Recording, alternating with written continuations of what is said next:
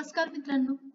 तर या व्हिडिओमध्ये आपण जाणून घेणार आहोत पुणे महानगरपालिका येथे निघालेल्या कनिष्ठ अभियंता या पदाबद्दलची संपूर्ण माहिती.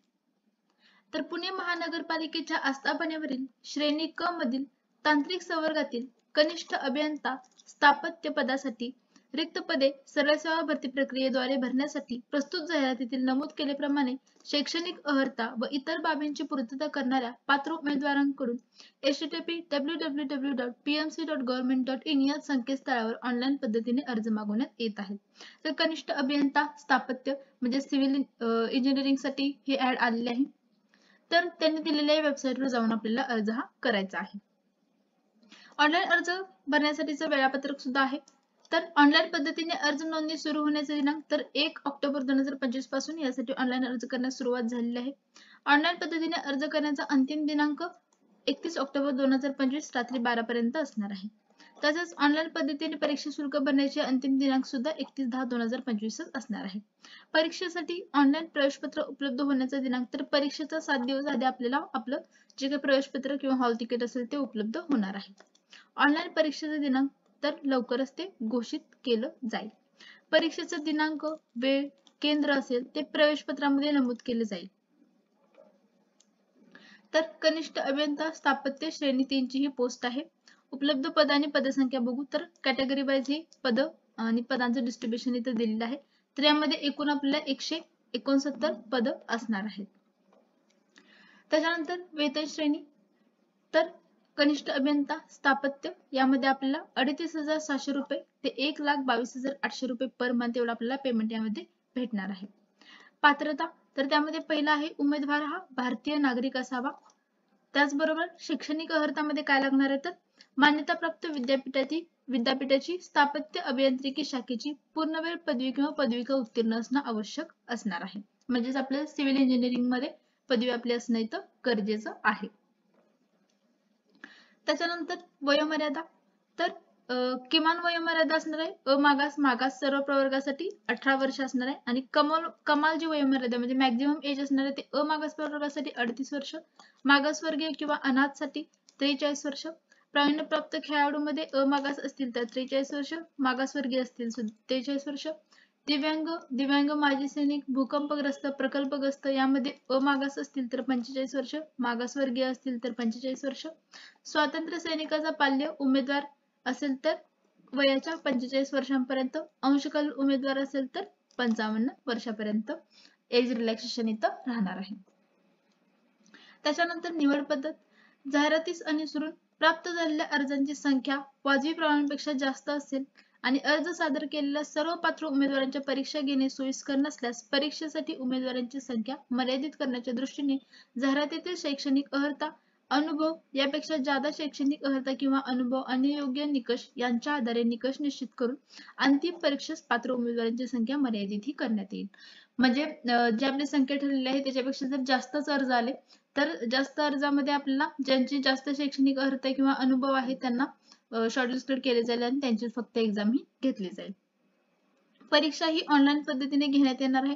परीक्षेचे ठिकाण, दिनांक, वेळ ईमेल किंवा SMS द्वारे आपल्याला संबंधित उमेदवारांना कळवण्यात येणार आहे. तसेच पुणे महानगरपालिकेच्या अधिकृत संकेतस्थळावर सुद्धा ते प्रसिद्ध केले जाईल. उमेदवारांना आवश्यक असलेले अर्हता, अनुभव शिथिल केला जाणार नाही. जी शैक्षणिक अर्हता आहे ती कंप्लीट असणं गरजेचं राहणार आहे. त्याचबरोबर या पदांसाठी मौखिक परीक्षा घेतली जाणार नाही. म्हणजे यामध्ये आपल्याला कोणत्याही प्रकारचा इंटरव्ह्यू हा नसणार आहे.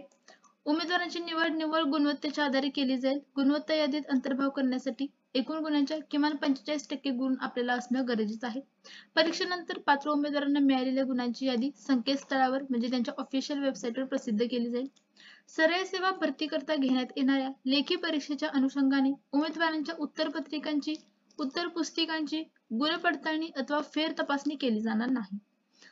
उमेदवार विशिष्ट पदावर नेमणूक होण्यास कितपत योग्य आहे, त्याची मानसिक क्षमता किती आहे ते आजमावण्यासाठी परीक्षेच्या वेळी विचारण्यात येणाऱ्या प्रश्नांमध्ये इतर प्रश्नांबरोबर ज्यासाठी अर्ज केला असेल त्या पदाची काही कर्तव्य असतील, जबाबदाऱ्या असतील तर उमेदवाराने ज्ञानाच्या ज्या विशिष्ट क्षेत्रातील विशेषज्ञता प्राप्त केली असेल त्या क्षेत्रातील अद्ययावत घडामोडी, त्याला असलेली माहिती आणि जनतेच्या समस्या या संबंधित प्रश्न यांचाही समावेश असणार आहे.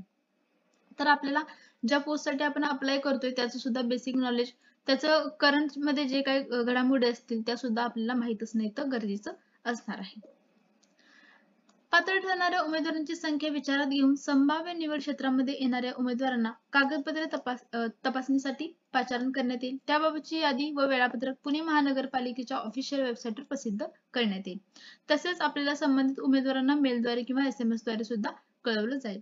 कागदपत्र पडताळणीसाठी आपल्याला शैक्षणिक अर्हता, अनुभव प्रमाणपत्र असेल, जात प्रमाणपत्र, जात वैधता प्रमाणपत्र, वयाबाबतचा पुरावा, अधिवास प्रमाणपत्र इत्यादी बाबतची सर्व मूळ कागदपत्रे म्हणजे ओरिजिनल सर्टिफिकेट्स, त्याचबरोबर त्याच्या 2 स्वयंसाक्षांकित प्रती म्हणजे आपल्याला साइन असलेले असे 2 त्याचे झेरॉक्स कॉपीज सोबत आपल्याला तिथे उपस्थित राहणं आवश्यक असणार आहे.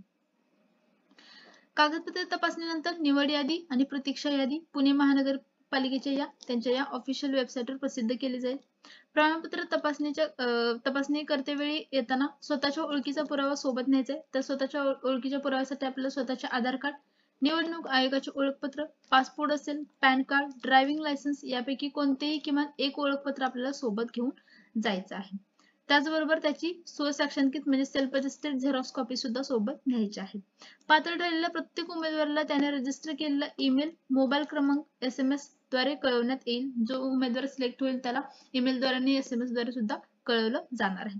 त्यामुळे आपल्याला ईमेल आणि आपला मोबाईल नंबर योग्यरित्या चालू ठेवायचा आहे आणि जो चालू आहे तोच तिथं मेन्शन करायचा आहे. कृपया नोंद घ्या की ही नोंदणी प्रक्रियेनंतर प्रवेशपत्र डाउनलोड करण्यासाठी एक लिंक विकसित केली जाईल.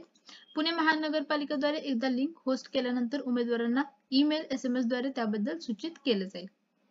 तर ते एक लिंक जनरेट करणार आहेत. आपलं हॉल तिकीट डाउनलोड करायसाठी आपल्याला त्या लिंकवर जाऊनच ते हॉल तिकीट डाउनलोड करायचं आहे.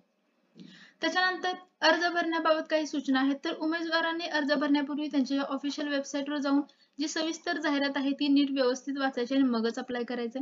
उमेदवारांना जर अर्ज भरताना काही समस्या आली तर आपल्याला त्यांच्या या वेबसाईटवर लिंकवर किंवा हे 2 हेल्पलाईन नंबर आहेत याच्यावर संपर्क करायचा आहे. ऑनलाईन फी भरण्यासाठी 31 ऑक्टोबर 2025 पर्यंतच वेळ असणार आहे. अर्जात काही आपण खोटी माहिती दिली, खरी माहिती लपवून ठेवली तर आपल्यावर योग्य ती कारवाई केली जाईल, आपल्याला अपात्र ठरवलं जाईल. वयाच्या पुराव्यासाठी आपल्याला जन्माचा दाखला असेल, शाळा सोडल्याचा दाखला असेल, SSC परीक्षा प्रमाणपत्र असेल, वय अधिवासाबाबत शासनाकडे सक्षम प्राधिकाऱ्याने दिलेले प्रमाणपत्र ग्राह्य धरण्यात येणार आहे. शैक्षणिक अर्हतेसंदर्भात आवश्यक माहिती दिलेल्या क्रमाने नमूद करावी. संबंधित परीक्षेच्या गुणपत्रिकावरील दिनांक हा शैक्षणिक अर्हता धारण केल्याचा दिनांक समजण्यात येईल व त्या आधारे उमेदवाराची पात्रताही ठरवण्यात येणार आहे. गुणांऐवजी श्रेणी पद्धत असेल तर गुणपत्रकासोबत श्रेणीची यादी सुद्धा आपल्याला द्यायची आहे. तर ऑनलाईन अर्ज सादर करण्यासाठी सर्वसाधारण प्रक्रिया काय असणार तर आपल्याला पहिला प्रोफाइल क्रिएट करायचं आहे आपलं. त्याच्यानंतर अर्ज सादर करायचा म्हणजे आपल्याला फॉर्म फिलअप करायचे आणि लास्टला आपली शुल्क भरणा म्हणजे आपल्याला एक्झाम फी ही भरायची आहे. त्याच्यानंतर अर्ज सादरीकरण तर आपल्याला अर्ज भरण्यासाठी त्यांच्या या ऑफिशियल वेबसाईटवर जाऊन आपल्याला अर्ज भरायचा आहे. आपल्याला परीक्षा शुल्क असेल ते पेमेंट गेटवेद्वारे ऑनलाईन पद्धतीनेच भरायचे आहे. तर परीक्षा फी किती असणार आहे? खुल्या प्रवर्गासाठी 1000 रुपये आणि मागासवर्गीय प्रवर्गासाठी 900 रुपये एवढी आपल्याला फी असणार आहे. फक्त ऑनलाईन पद्धतीनेच आपल्याला शुल्क हे भरण्यात येणार आहे.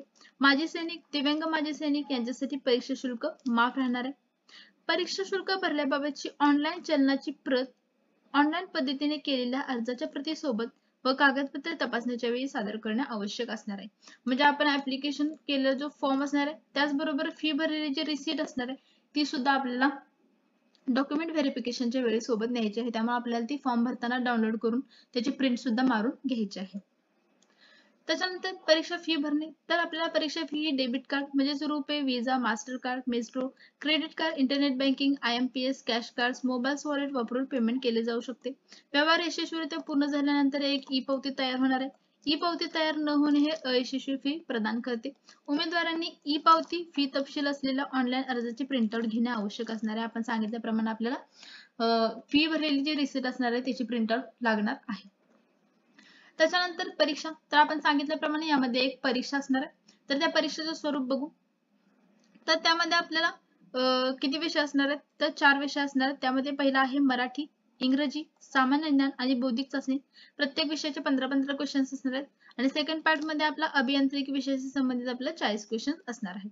तर मराठी, इंग्रजी, सामान्य आणि बौद्धिक चाचणी याचा दर्जा हा 12वीचा राहणार आहे. माध्यम आपल्याला मराठी आणि इंग्रजी दोन्ही मध्ये आपला एक्झाम असणार आहे. प्रश्न संख्या असणार आहे टोटल मिळून 60 असणार आहे. 120 गुण असणार आहेत, म्हणजे एक प्रश्न असणार आहे तो 2 मार्कासाठी असणार आहे. त्याचबरोबर अभियांत्रिकी विषय संबंधित आपल्याला 40 प्रश्न असणार आहेत, तर त्याचा माध्यम इंग्रजी राहणार आहे दर्जा पदवीचा. टोटल आपल्याला यासाठी 80 गुण असणार आहे. यामध्ये सुद्धा एक प्रश्न 2 मार्कासाठीच राहणार आहे. टोटल मिळून आपल्याला 2 तास वेळ असणार आहे, म्हणजे आपल्याला 120 मिनिट एवढा वेळ असणार आहे.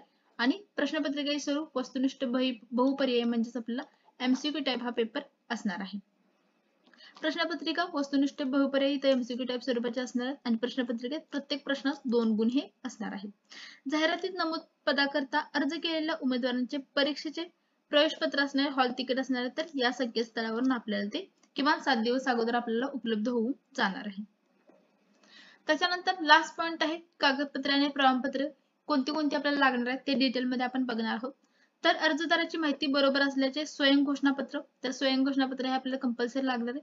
मान्यताप्राप्त विद्यापीठाची स्थापत्य अभियांत्रिकी शाखेची पदवी किंवा पदविका, वयाचा पुरावा, मग त्यासाठी आपलं 10वीचं सर्टिफिकेट किंवा आपलं जन्म दाखला वगैरे, आर्थिकदृष्ट्या दुर्बल घटकातील असल्याबाबतचा पुरावा म्हणजे EWS असेल तर त्याबाबतचा पुरावा, राखीव प्रवर्गातून निवड झालेल्या उमेदवाराचे संबंधित प्रवर्गाचे जात प्रमाणपत्र, जर आपण कुठल्या कॅटेगरी मधून फॉर्म भरला असेल तर त्याचं प्रमाणपत्र, नॉन क्रिमिनल प्रमाणपत्र लागत असेल तर, पात्र दिव्यांग व्यक्ती असेल तर पुरावा, त्याचबरोबर पात्र माजी सैनिक असल्याचा पुरावा, खेळाडूंसाठी आरक्षणाचा पुरावा, अनाथ असेल तर अनाथ आरक्षणाचा पुरावा, अराखीव महिला, खेळाडू, दिव्यांग, माजी सैनिक, अनाथ आरक्षणाचा दावा असल्यास अधिवास प्रमाणपत्र, विवाहित स्त्रियांच्या नावात बदल झाल्याचा पुरावा, मराठी भाषेचे ज्ञान असल्याचा पुरावा म्हणजेच आपल्याला 10वीच्या आपल्या जे काही मार्कशीट असेल किंवा सर्टिफिकेट असेल त्याच्यावर आपलं मराठी विषय असणं गरजेचं असणार आहे. लहान कुटुंबाचे प्रतिज्ञापत्र हे आपण सगळे जे काही फॉर्मॅट आहेत लहान कुटुंबाचे प्रमाणपत्र वगैरे ते आपण आपल्या टेलिग्राम चॅनलवर अपलोड केलेले आहेत. त्याच्यानंतर महाराष्ट्र राज्याचा अधिवास असल्याचे प्रमाणपत्र म्हणजे डोमासेल सर्टिफिकेट सुद्धा लागणार आहे. पदवीधर अंशकालीन असेल तर त्याबाबतचं प्रमाणपत्र, त्याच्यानंतर MSCIT अथवा समकक्ष काही प्रमाणपत्र असेल तर ते, त्याच्यानंतर प्रकल्पग्रस्त आणि भूकंपग्रस्त असेल तर त्याचं प्रमाणपत्र. एवढे सगळे डॉक्युमेंट्स आपल्याला जे ज्याप्रमाणे लागू असतील त्याप्रमाणे आपल्याला लागणार आहे. तर याची जी ऑफिशियल PDF आहे ते आपण आपल्या टेलिग्राम चॅनलवर अपलोड केलेली आहे. त्यामध्ये हे स्वयं घोषणापत्र वगैरे आपल्याला अटॅच आहे. तर तुम्हाला ही माहिती आवडली असेल तर आपल्या व्हिडिओला लाईक करा आणि अशाच नवीन अपडेटसाठी आपल्या चॅनलला सबस्क्राईब करा. थँक्यू.